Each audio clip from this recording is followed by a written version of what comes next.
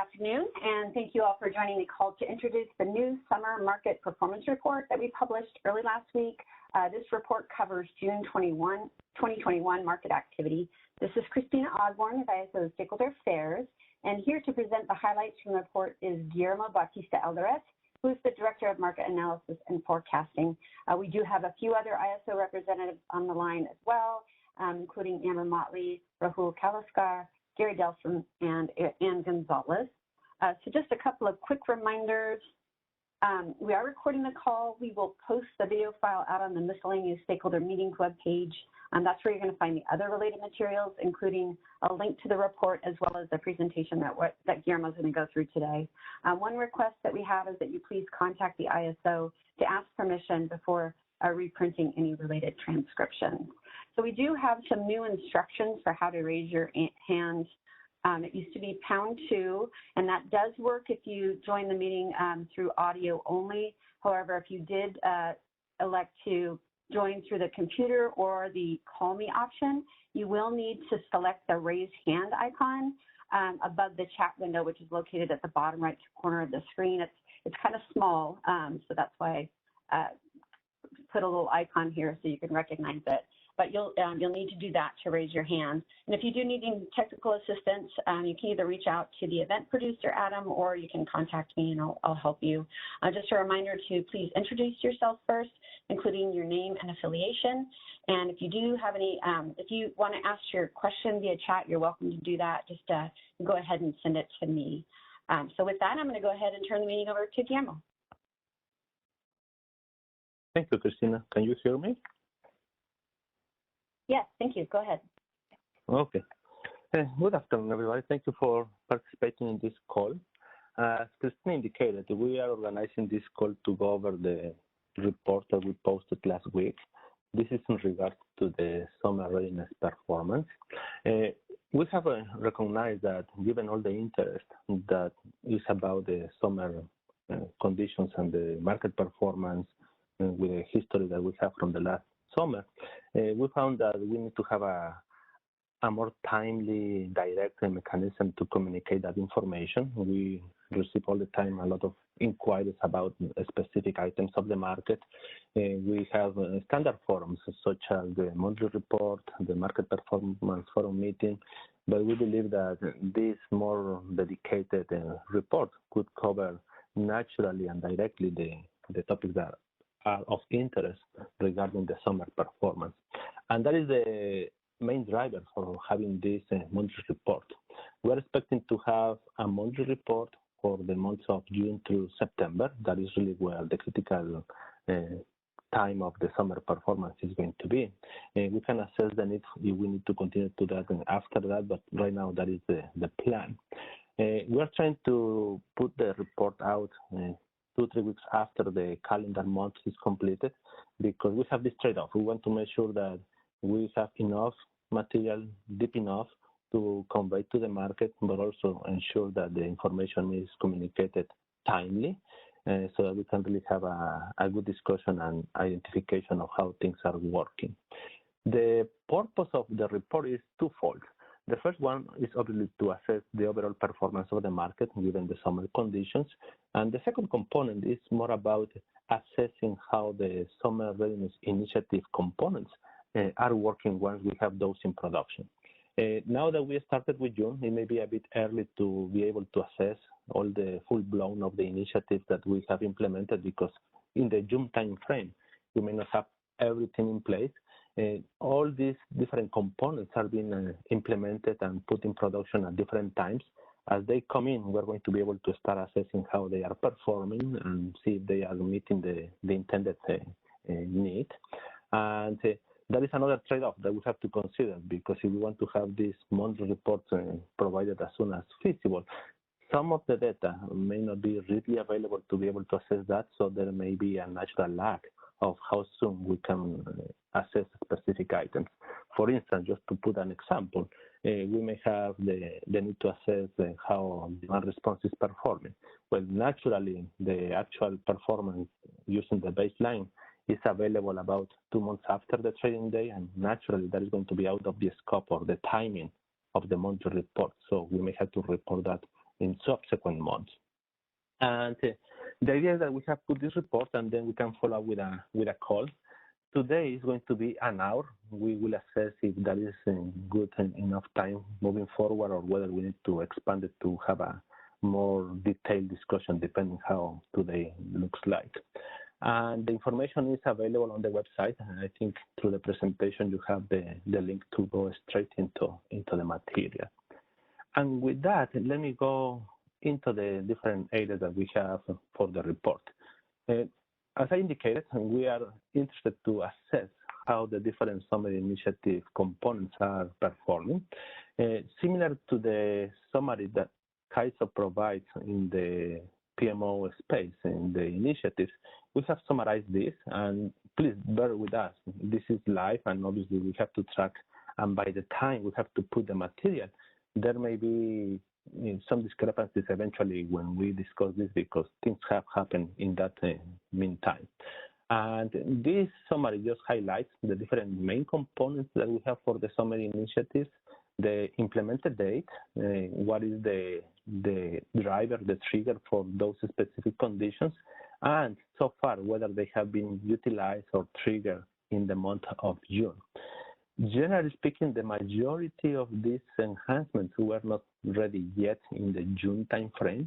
There were 3 or 4 components that effectively were deployed and active or available in production, such as the EIM resource sufficiency test that was effective implemented on June 15, and we did some assessment of the performance in the report. We also have the trigger of the import market incentives. It's effectively some type of make-whole incentive together with the real-time pricing signals. That is the release of the spin and non-spin capacity when we are in a warning or emergency. These 2 were deployed effectively in production June 15, and they are in there, but they have to be triggered based on an event that is a warning or an emergency. And you can see that for June 17, we indeed have the conditions for these components to be activated. There are other components, such as the second phase of the initiative that is regarding the loads, exports, and wheeling priorities that were not in place in the June timeframe, not even the July timeframe. I believe the report, when it was published, the expected date was July 29th. I have adjusted this table to reflect that right now the production activation is scheduled to be on this week. That would be August 4th. And this is just generally speaking where we are with the different components of the summer initiative. Now, the rest of the material that we have for this call is trying to cover the I would say the elements of the performance that are of most interest based on the historical discussions we have had. There are many other areas and metrics that naturally cannot be covered all together in this call. The information is available in the report. I would like just to highlight specific areas of the report through this presentation, and I will be happy to address any questions that may not be explicitly covered in any of the slides that we currently have. Christina, let's go to the next slide. And let me start with the context. Obviously, we are ramping up to be ready for the summer. We're already in the middle of the summer conditions. When we start getting the June conditions, we obviously saw that they were very interesting. Everything was driven mainly by the weather conditions. And in June, as you may recall, we have not 1, but 2 heat events.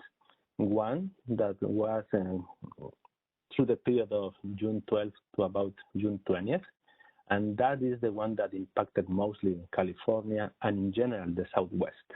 The second heat wave was kind of a continuation of the first one. Once we were getting out of the first one, the second one came in, and that was impacting mostly the Northwest, indeed the Pacific coastal Northwest. That is compounded, obviously, with the drought conditions that we have, not just in California, but also through the West, that effectively is going to translate into lower hydro production. when we look at the demand for the CAISO system, you can see that our demand was still relatively mild. It was in the range of 41,000 megawatts. And you may recall, in summer tight conditions, we may be talking about 45,000 megawatts, 46,000 megawatts. 2-3 years ago, we were so close to break the 20-year record of almost 50,000 megawatts. 41,000 megawatts, magnitude-wise, may not be the most extreme levels of demand that we have. Put in context how early that happened in June, and obviously we are talking about these tighter conditions early in the summer time frame. The most critical dates for the CAISO were June 17 and 18, and you can see in the trend of the load for the month how we naturally peak in the middle of June. That was the mid-June heat wave. Then we have a break for a few days and gradually increase again by the end of the month. And as part of the analysis that we issue the flex alerts, we always try to understand if there is a way to get some type of estimate of what the flex alert may have done to the demand of the system. What we saw on the real time for these critical days is that the load came in lower than the day ahead forecast. And in the bigger sense, that is nicer to have. Obviously, the lower the demand in the real time in comparison to the tight supply conditions that we were projecting would be a relief. But one of the parts has to do with how much conservation of energy really happens due to the flex alerts that we have. These estimates that we have, depending on the hour, it can go anywhere between 77 megawatts up to almost 730 megawatts, depending on the hour of the day that you are looking at. And obviously, this is only confined to June 17 and 18. Overall, these are the conditions that the system had to go into the actual performance of the market. Let's go to the next slide. Now, let me start from the look ahead, bigger picture in terms of the array. Obviously, the array is one of the references of how much supply we have available and based on the projected conditions for meeting our demand needs. This is a simple comparison between the June 2020 versus the June 2021. Volume-wise, magnitude-wise, you can see that the total array is relatively comparable. Now, there are many different ways to measure the array. The metric that we use here is based on what we call the array monthly showings. It's all the showing array that is coming into our systems, resource specific. And now these values could indeed change sometimes incrementally from day to day. For the month of June, this first report, we just took the first non-weekend day as a reference. We can take an average, we can take the highest, the minimum. So there is some room here to determine what is the good reference for array. In this case, it's just the first day of the month, as long as it is a non-weekend. For the July and moving on, we are going to use, relatively speaking, a simple average through the month just to have a reference. This is important just to clarify what array value we are referring here. This is the array showings. When we compare these 2 years, and you will see some variations. Obviously, we have about 1,000 megawatts more of array for June 2021. But relative to the different technologies supporting that array, you can see the movements. We have naturally a reduction of hydro, given the conditions that we have for the droughts in the western of the U.S. We have imports about the same capacity, standing with a level of I. We have gas that increase the array support. And we have storage that in this year is more significant given the new capacity that we are getting from this type of resources. That is, relatively speaking, the movements that we have for array. Now, it's important to recognize these are the reference values for the month. Once we go day to day, that value may actually change. There may be outages, the rates, and you name it. Effectively, once we are in the day ahead time frame, that is really when we can precisely assess all the capacity that is available, either from array or non-array resources. As a reference, it's good to have that perspective. Next slide, please, Christina. Yeah, let me know when you want to break for questions. I know we have one person in the queue. Okay, let's take the question now and see. Sure, okay. Yeah, Adam, we'll go ahead and take the question in the queue again. You'll need to use, if you're logged into WebEx and you joined audio that way, you'll need to use the little hand icon above the chat window on the right. Or if you're just dialed in to the meeting via audio, you press #2. So we'll go to the question, Adam. Thank you.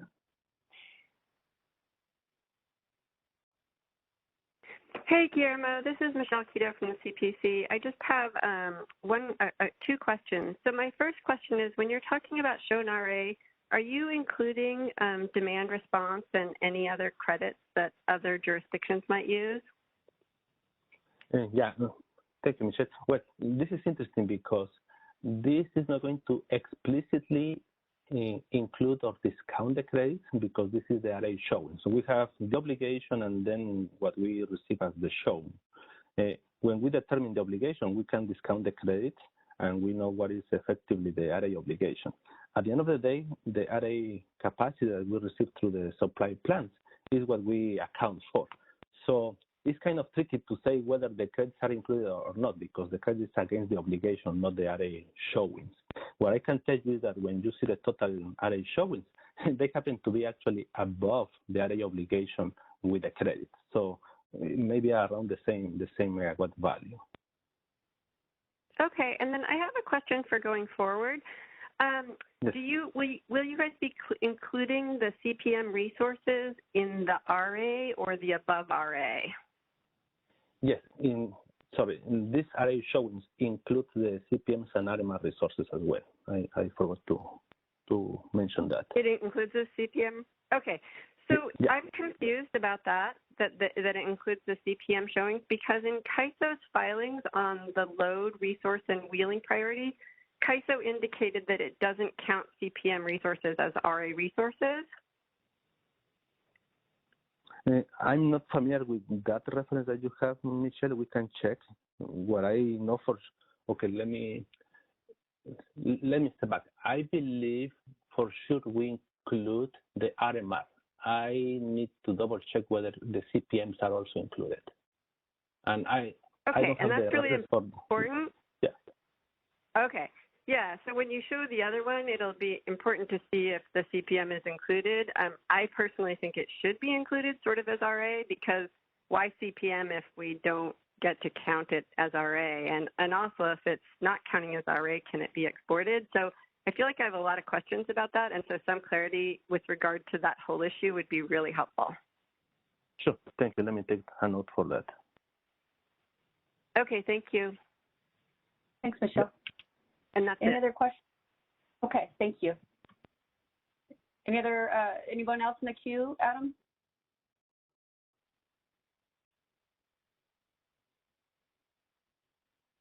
Adam, can you hear me? We do not have any questions in the queue at this time. Okay, great, thank you. Okay, now let me move towards the time frame of the market, starting with the day-ahead market and going into the real-time market. One of the areas that we analyze has to do with the pricing. Obviously, the prices is a good signal of how the supply-demand balance plays in the market. The slides that you have here contain just a couple of the many metrics that we included in the report. The upper one accounts for the distribution of all the day-ahead prices, IFM prices, on a daily basis, and you can see that the tails of the plot accounts for the minimum and maximum price. The boxes that are highlighted in green stands for the 10th and the 90th percentile. The red dot is the simple average. Naturally, we can see that the prices in the day-ahead market raised over $500 at the peak time, and that happens to be around the period of June 17. The lower plot illustrates the comparison of prices across IFM, the 15-minute market, and the RTD market. And what we have seen that for the month of June, we have some price divergence, and typically that occurs when the tight conditions were observed in the system. And I think there are three big components that are going to play a direct role in this potential misalignment of the prices. The first one, naturally, is that lower demand realized in the real time. And part of that is that the actual load came in lower than the forecast in the day ahead. The other component is that the ROC process may have committed additional capacity based on the adjusted forecast that we have, and that is not just for the load forecast, but also to account for the weather uncertainty, the temperature uncertainty, in general, the load uncertainty, and including the renewables. That is an adjustment that operators may do in order to capture that level of uncertainty. And then, obviously, the actual load came in lower, and there may be a third component, that is the energy conservation, because of all the advertising and the needs to issue this flex alert. The intent outcome is to ensure that the load can be conserved around that time of the day, and naturally that is going to decrease the pressure, the upward pressure in the bid stack.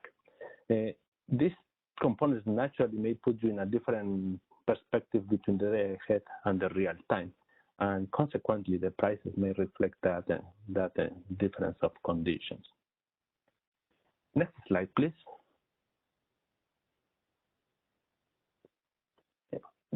There is another trend. When we start talking about the RA showings and now we move into the day ahead market, that is the first opportunity for the market to size all the available supply in the system through the bids that we receive. And when I refer to bids, it really means economic bids or self-scheduled, any capacity that is made available to the system by any means. And I know this has been somehow an area of debate in the past in terms of how we classify what is RA versus non-RA. I think closer to what we discussed in the last effort of the root cause analysis, generally we have all the supply available.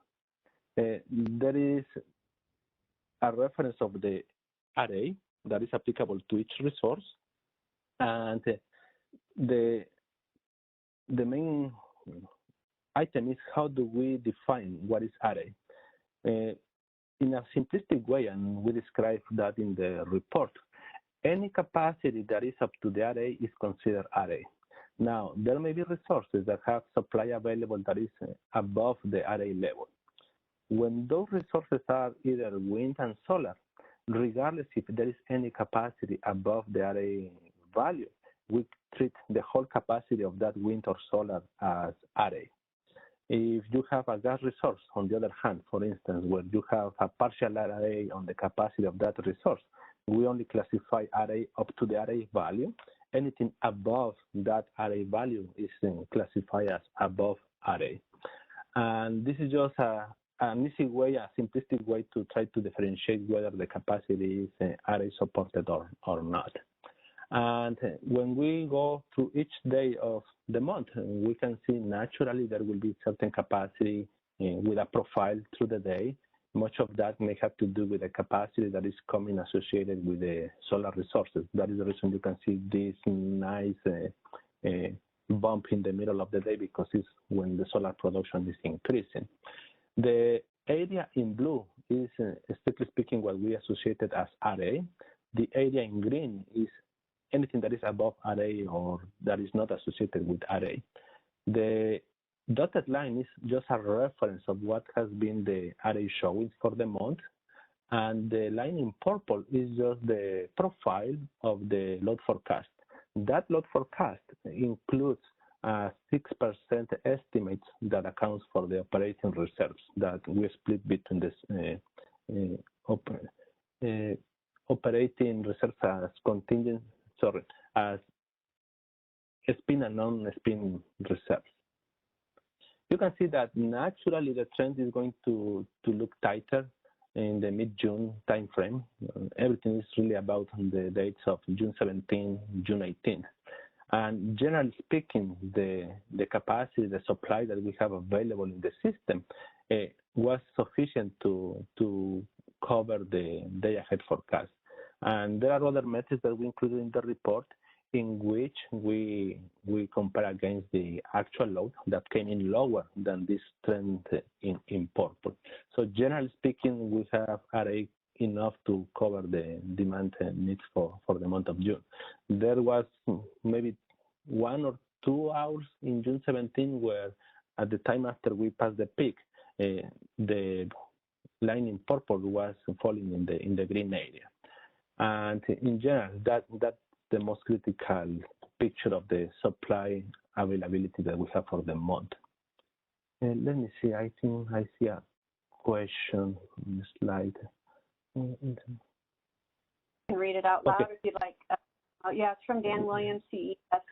It's related to this slide. He's asking, is the load forecast here the standard DAM forecast or the RUC high confidence forecast? I believe this is the standard load forecast, and I will have to check. And we have so many variations of the same metrics. Okay. Any other questions? Confirm, but... Okay. All right. Do we have anybody in the queue, Adam, before we move on? We do not have anyone in the queue at this time. Okay. The next one goes into now the residual unit commitment. Once we have cleared the integrated forward market based on economical bids, we go into the RUC process. And, you know, this has been one of the main areas of discussions since the last summer 2020 and also as part of the summer initiative, readiness initiative, that has to do specifically with the priorities of exports, wheels, and load. In the RUC process, we start typically from the IFM solution, and we have to determine if we need to incrementally procure more capacity or reduce capacity based on the load forecast.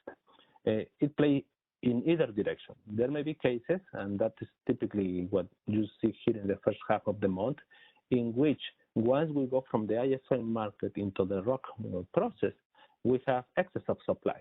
And RUC cannot decommit resources. It can bring all resources up to basically PMing, but it cannot shut down resources. So in some cases, given the logic that we have in place, the market, the RUC process may be infeasible in the oversupply condition. It may happen in the same way, but in the other direction. When we are very tight of supply and we don't have enough supply to meet the final requirement of the RUC process, we may indeed be RUC infeasible in the undersupply direction. That means we don't have enough supply to meet the requirement of the load.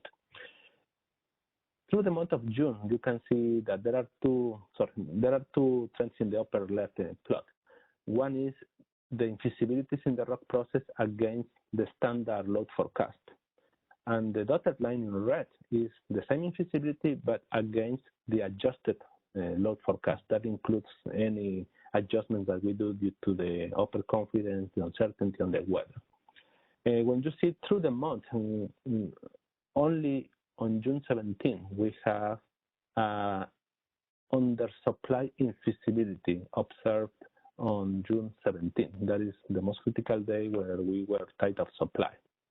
Now, part of the process that we have is that concurrent to relaxing the power balance in the RUC process, we start reducing exports that were potentially previously awarded in the IFM process. And we do this through the sequence of the scheduling priorities that we have. The relaxation of the power balance under the current and existing practices of scheduling priorities are at the part of the high priority exports that we refer to as PTKs. These are exports that are supported by non-RA resources. Our load and those exports are treated with the same priority.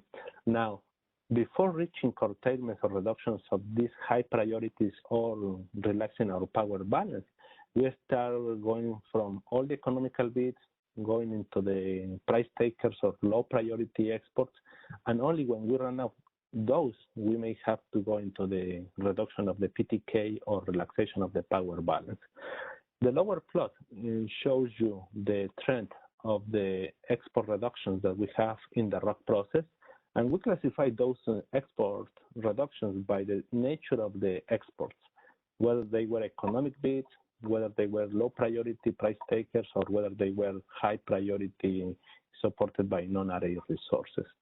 You can see the cluster of the reductions accruing in the mid-June timeframe. Again, that is the critical period, but also at the end of the month when we have the second wave of conditions for the system to be tight.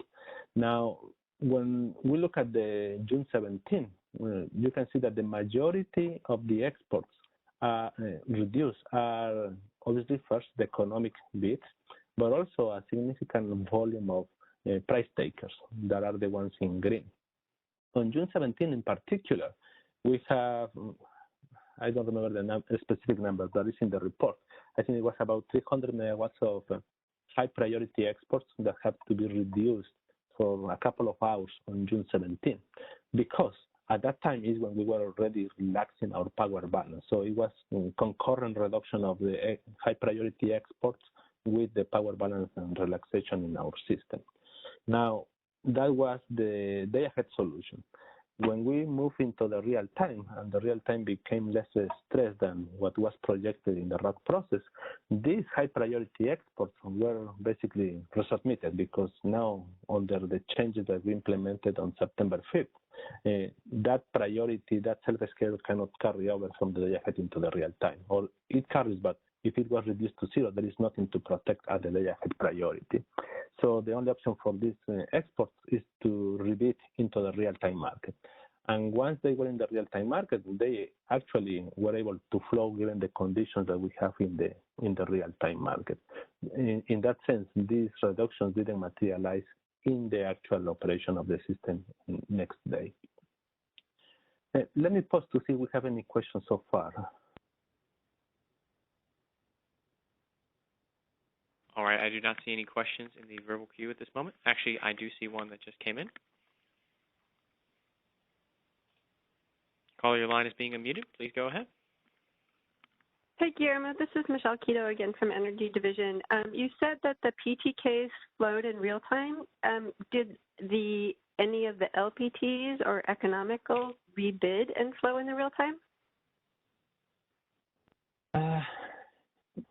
Let me try to answer. I don't have specific numbers to answer, but let me see if I can do some justice here. The exports, the PTK exports that were bidding in the day-ahead market and that were reducing the ROC process, by the nature of being reduced in the ROC process, couldn't come into the real time. The only option for them to try one more time is to rebid fresh again in the real time. There is no carryover from the day-ahead market from what happened in the day-ahead market, because if you have a PTK export reduced to zero in the ROC process, nothing can be self-scheduled with a day-ahead priority moving into the real time. So the only option for them is to rebid into the real time. Now, once they rebid into the real time, it's basically a fresh start. And the market is going to assess that with the high priority exports of PTK relative to where we are in the balancing of the system in the real-time market. And in that case, when we clear the day-ahead market, effectively the HASP market, these exports were able to flow. So in that sense, the reduction of the exports, the PTK exports in the ROC process did its job of not giving them by default the high priority moving into the real time. But when they rebid, they still can carry the priority of PTK and be treated as such in the real time. Now it's up to the real time, based on the conditions of the real time, whether they clear or not. On that day, they were able to clear. That is okay, and then I have another question. Yes. Okay, yes. Another question is that on these high stress days, the RC was sending out notices that the tagged exports out of RUC were in excess of the awarded amounts. Do you guys have any sense of the magnitude of that? And what occurs, what does CAISA do when that happens? Do they in fact cut those e-tagged exports because they didn't have a RUC schedule? Yeah. But two parts. What's the magnitude of that issue, and do they indeed cut them? Yeah. Well, I can tell you the overall magnitude of the exports that were not feasible based on ROC is what is shown here in the plot. That is about 3,200 megawatts or so, because that is what ROC determined that has to be reduced from with respect to what was clear in IFM. That is the expected volume that could not flow from the day-ahead market. Now, that is a reference for participants to know what they should be tagging once they go into the day ahead and e-tagging practice. What I can tell you is that once we go into the real-time market, it is the HASP market that determines eventually what is the final flow, and that is based on the bids submitted by the participant, either self-schedules or economic bids. The ROC is a good reference to tell you how much we have to reduce of exports, and we cannot give them the day-ahead priority, so they will not come by default into the real time. But that doesn't close the door for those high priority or indeed for any type of exports to try one more time in the real time. Okay, and then one more question. The day-ahead priority in the penalty parameters is only going into effect August 4th. Is that right? Correct. All what I'm describing is still under the all what I'm describing is still in the June time frame under the existing logic that is basically the same logic we have back to the summer 2020. Okay, and so if something does in fact get through the REC process, even and gets day-ahead priority, even if the system changes, like you lose an intertie or you have a big forced outage, you can't recall that export, right? Because it now has day-ahead priority given the existing rules. Is that right?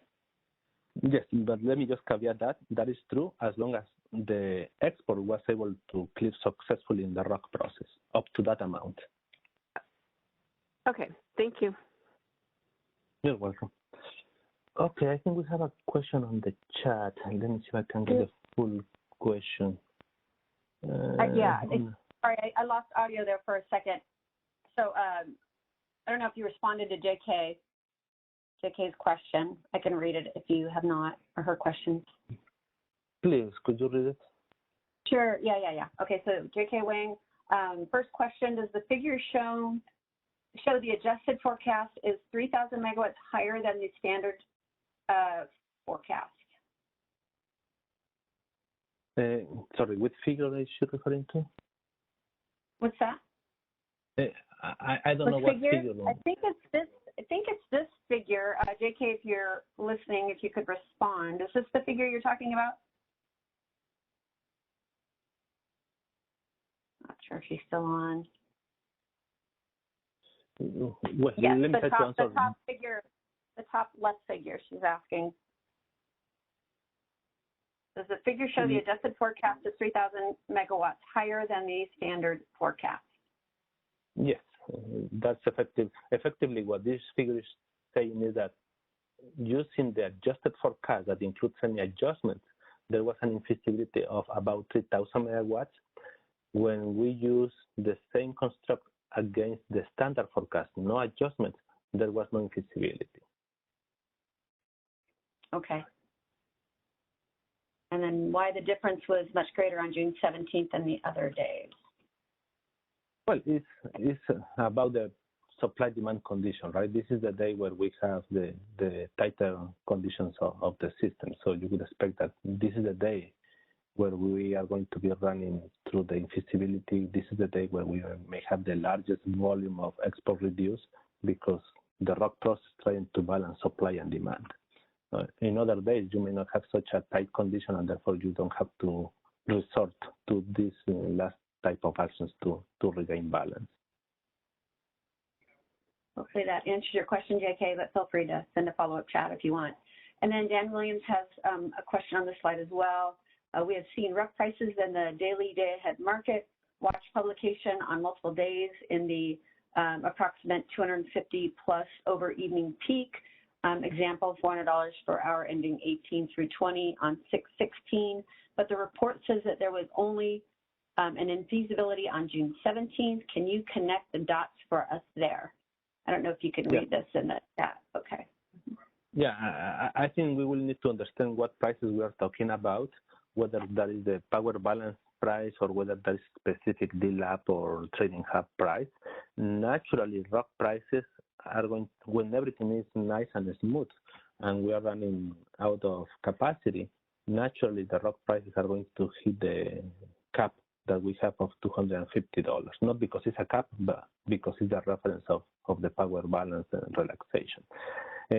similar to any transmission constraint that may happen in any of our markets, there is some logic behind by how much the prices can go. If you have congestion, for instance, that price can be easily be over the natural bid floor or bid cap that we have. There are other conditions in which we are quite stressed in the meeting of the constraints. And what naturally may happen is that the clearing price in the pricing run may be anywhere between the bid cap and the penalty price of the scheduling run. And that is just a reflection that the system was really in the corner solution of relaxing the constraints. Under normal conditions, that should be naturally be bounded to 250. Once you are out of this spectrum of nice conditions and you're in the corners, the price may fall anywhere up to the penalty price of the scheduling run, and I believe that is more than 250. Let me know if you have other questions, Dan. Adam, is there anybody in the queue? We do not have anyone in the verbal queue at this time. Okay, let's keep going a bit faster. I want to be able to go through the full set, so I will keep going, and maybe we can pause later on. Okay, next slide. Well, this is just a complement. Once we're in the real time, as I indicated earlier, once we're in the real time is a fresh start, because anything that couldn't be carried over from the day ahead, there is an opportunity, a window of opportunity for participants to bid into the real-time market. And if the conditions are such, they may be cleared with some value that didn't align with the day ahead projection. When we look at the exports that were reduced in the HASP, that is the last opportunity of the market in the real time to assess the feasibility of interties, we can see that the reduction of exports was pretty small, and I would say quite different to what we observe in the day ahead time frame.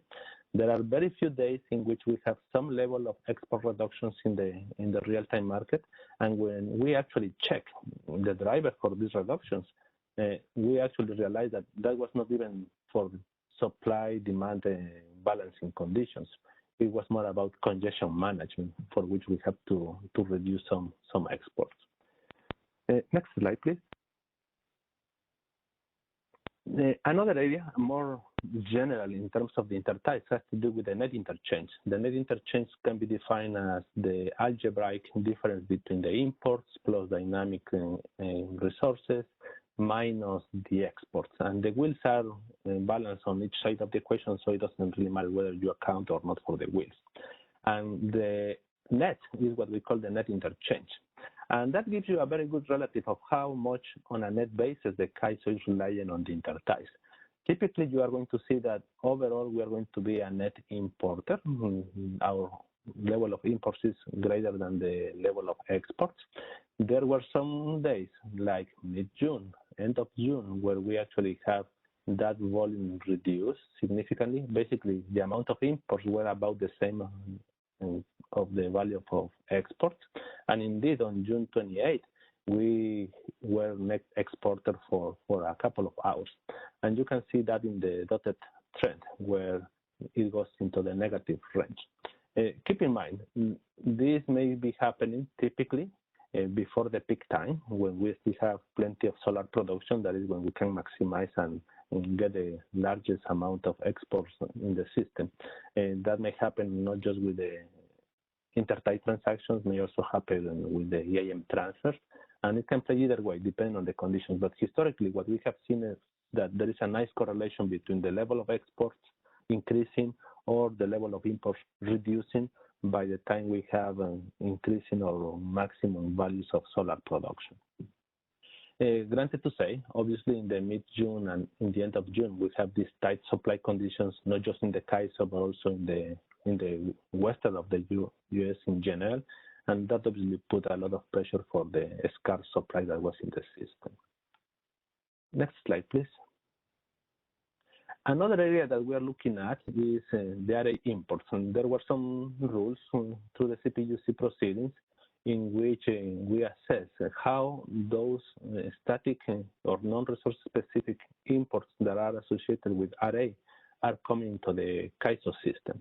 This is a snapshot of the day-ahead market, how the array imports, and we refer just to the static imports, were coming into the system. And you can see that the vast majority of all the array imports were coming at either self-schedules or with a price at 0 or lower. That is the intended expectation for the participation of these resources. There were very few days and instances in which there were some imports that were coming above $0 prices. And that is overall a good picture to see. Next slide, please. Wheels. Naturally, wheels is also a very interested area of discussion in the last few months through the summary initiative that we had. And historically, we haven't seen too many wheels coming through the system. The option is there, the capability is there. When we analyze June, and this plot just refers to the self-schedules. We also have wheels related to ETCs, TORs. They are not here, but they are in the report. What you see here is only the actively participating wheels in our market, and they are indeed not economic bids, but they are self-schedules. And you can see naturally the trend is up to 1,200 megawatts of wheels, and that happened in the middle of June during the heat wave. And naturally, all these wheels that are self-scheduled are going to be fully clear, given the priorities that is defined by the algebraic difference of the priorities between the import and the export. And when you look at deeper and see the profile of those wheels, a good portion of those wheels are going from the northwest to the southwest, and that is the expected profile, obviously. And this matrix just gives you that reference of how the composition of the wheels were for the month of June. And this specific matrix is just pointing to the maximum value of wheel in any given hour in the month by the different source to sink and pass. And that is something interesting to refer to the participation of the wheels. There is a question regarding what is the static array imports. Well, we know array imports, and that is just a classification of the array, whether these are resource specific or they are for any type of technology, and there are obviously imports that can be associated with array. The static imports, what we refer to is any import that generally is going to be non-resource specific, but I don't want to make this as a rule because there may be a couple of exceptions. In general, we refer to static imports to those that are not dynamic resources and are not pseudo resources. And the dynamic resources and pseudo resources typically are resource specific. That was a simple way to try to subset the array imports that may be not resource specific, but it may not be a one-to-one perfect relationship. Okay, next slide, please. This is just the picture going from the day ahead into the real time. And you can see that in the real time, effectively, the same volume, the same wheels that we have from the day ahead are self-scheduled in the real time. The majority is self-scheduled from the day ahead, carrying over to the real time. The bars in yellow, purple, black, or red are just for incremental changes. The yellow and purple are for incremental changes to those that were participating the day ahead, and the reference is the day ahead participation. The black, that is RT, or red, that are RT, is exclusively for brand new wheels coming directly into the real-time market. And you can see there is a small volume of participation for this type of wheels. Next slide, please. Changing topics. Naturally, with the introduction and penetration of more storage resources, it's important to see how they are performing. We indeed have one item of the summer readiness to target the management of these resources in the market. And what you see here is in the upper part is the bid composition. The volume in megawatts given the price range at which storage resources are bidding in for either charging or discharging. discharging is in the positive segment, discharging is in the negative segment. And you could expect to see some behavior like bidding close to the bid cap if you want to discharge. You are signaling that you want to be discharged only when the prices are pretty high. And that is somehow expected. The lower part is just an illustration of the distribution trends. The left one is for the state of charge, how much state of charge we are accruing as we go into the day. And the expectation is that before going into the peak hours, the batteries are going to be charging, making sure that they are fully charged to be able to support the evening and the night peak. The right-hand side is the distribution of the dispatches, the clearing megawatts for those resources.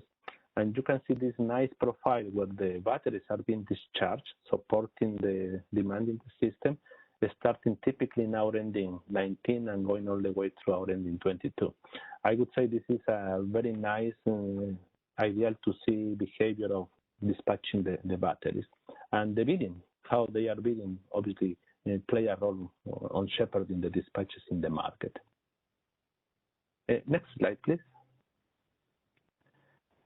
The transfers for specifically the June timeframe, the mid-June timeframe, we saw that the transfers for these critical days where CAISO area needed the supply the most, we saw this natural shifting of behavior where typically in the middle of the day, CAISO is exporting EIM transfers because we have plenty of solar supply.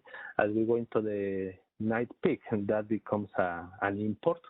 For these days of mid-June, what we saw is that basically for a couple of days, all day long, the transfers were imports into the CAISO. And these were basically the conditions of June 17, June 18. And you can see as early the beginning of June 5th or 6th, we have this natural trend where we have plenty of EIM transfers going out of the system, of the CAISO area, and how that shifted to mid-June to become a all-time import. And that is one of the benefits of having the EIM market to leverage on the diversity of the supply and demand conditions across the larger footprint. Next slide, please. Another area, because typically we get this type of question, is how expensive, how much cost these conditions accrue in the system. And we track this metric, and it's basically the overall market transaction cost. And that is in terms of cost, is millions of dollars per day, is the total per day, and that is the bars in blue. And you can see prior to the mid-June time frame, the typical daily CAISO cost was in the range of $20-25 million. As we go into the mid-June, the daily cost went from 25 million to basically $95 million. And yes, it's an increase with respect to previous or adjacent days, but it's comparable to similar trends that we have for summer conditions. When we look at the similar summers in previous years, you can see that these values of cost or average cost is in the same ballpark. When we translate this overall cost from millions of dollars into a dollar per megawatt, just by dividing by the energy consumed, you get this more intuitive average cost that is with the dotted line in red. And going from a typical cost of, $30, $35 per megawatt hour, in the mid-June, we have reached a price of over $100 per megawatt hour. And then comes down as the conditions subside a little bit and then go up again by the end of June with the second heat wave. These values are quite preliminary because are based on settlement, so I wouldn't be surprised that they are going to be changing to some level once we have the next cycle of the settlement. So just keep that in mind. That is very preliminary, subject to changes given the cycle of settlements. Next slide, please. Finally, just to summarize, once we want to analyze how the different enhancements are working for this summer, we have effectively three components. The first two are real-time, one for incentives for imports, is a type of make-whole payment, and the other one is real-time pricing. when we're in a warning and we are going to release spin or non-spin resources for energy, effectively the new logic is that they can be released at the bid cap. We have the feature in place for June 17 for the incentives for imports. We trigger that from 6 p.m. to 9 p.m. However, by this time, we don't have yet the settlement data to be able to do the assessment of how that works, and we will report that in the future. For the real-time pricing, even though we were in this warning event, eventually the operators, given the conditions that they were dealing in the real time, didn't release spin and non-spin resources. So therefore, the logic didn't kick in just because there were not resources released. The last piece is the uncertainty component added to the capacity test, and that was in place in June 15. And in the report, in the last section of the report, you can see that we did a few comparisons and metrics of how that has worked. Naturally, the consequence of having a more stringent requirement is that you are going to be failing more frequently. And that's expected, and that indeed happened. For the CAISO, it represents failing one time up to 4 different times, and that's naturally an increase. But when you see the matrix, you move to the next slide, Christina, you can see that the CAISO is not the only one that may have been impacted by a higher frequency of failures, because now we have an extra requirement to account for to meet in the test. That is expected, and we are going to continue to report. That's really all what I have. So I would like to pause. I think we are running out of time. I realize 1 hour is going to be pretty tight. I think for next time we may have a couple of hours to be able to go through a slower pace. But for now, that's what we have. Christina, I think we are out of time. I would like to see if there is maybe 1, 2 questions that we can still address, and maybe we can be over a couple of minutes. Okay. Yeah, no problem. So is anybody in the queue, Adam? Again, if you logged in, if you joined audio through your computer, click on the hand icon above the chat window, or press #2 if you just dialed in. There is a chat question. Why don't I'll go ahead and read that, and then if anybody joins, we can address another question. Dan Williams from CES. If there's time, do you have any takeaways on the performance of the final order 831 enhancement? Is the CAISO seeing an increase in non-RA import bids on the tight days? Yeah, that's a very interesting question. We don't have a metric right now to assess that, but I think I'm going to take that feedback very seriously to see if we can come with something for the next round. Great. Thanks, Guillermo. Anybody in the queue, Adam? We do not have anyone in the verbal queue at this time. Okay. Well, I know we ran out of time, so if you have any follow-up questions, you're welcome to email those to me. My email is right here on the slide. Again, you can find the presentation, the report, and a link to the report out on the Miscellaneous Stakeholder Meetings webpage. That's where we'll post the video file once it's available to us. So thank you very much, everyone. Hope you enjoy the rest of your afternoon.